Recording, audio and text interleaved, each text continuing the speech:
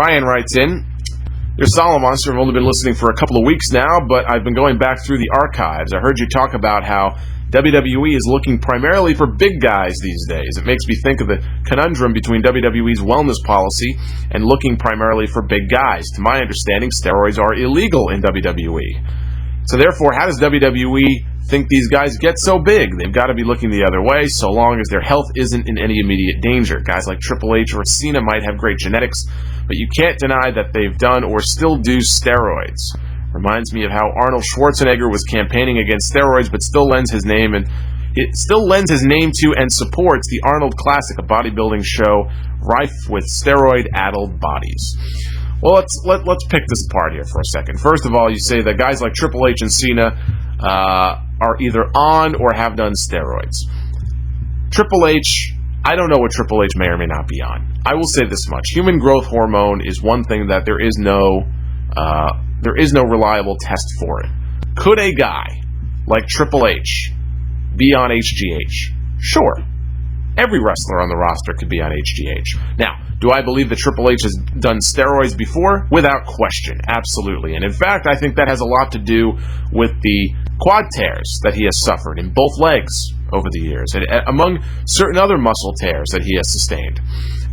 You go look at Triple H in WWF, his physique in 1995, even as late as 1998, and compare it to the way he looked in 2000 when he was ripped to shreds, and he looked his very best in the year 2000. And 2001 is when he first suffered a quad tear. And when he came back from that quad tear in 2002, he was jacked to the gills. I mean, just could barely move. And even at other times over the years, it looked like he kind of maybe was off steroids, got a little pudgy. Keep in mind, he's also had a couple of kids. And many times in the past, Randy Savage is another example of this. I remember reading that, when, at one point Savage and Elizabeth were trying to have children together.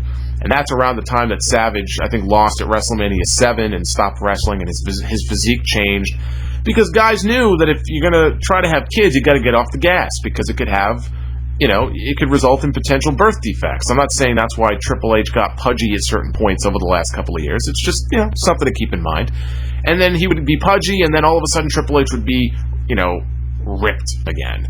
And it could just be the result of working out, but do I believe Triple H has done steroids before? Absolutely, without question. I have two functioning, working eyeballs, and that's all I need to determine that.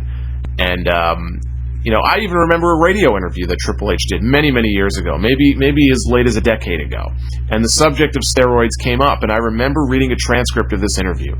And Triple H, without coming out and saying that he likes steroids or that he supports them, was doing his damnedest to defend them, and to defend it in I guess kind of light doses, or using them responsibly, I should say. He wasn't turning around and giving the typical response of, I don't do steroids, we don't support steroids, steroids are bad for you. If anything, it was almost like he was arguing for how they could be supportive. And there is an argument to be had that certain steroids in either low doses or, doctor-approved doses could be beneficial to one's health.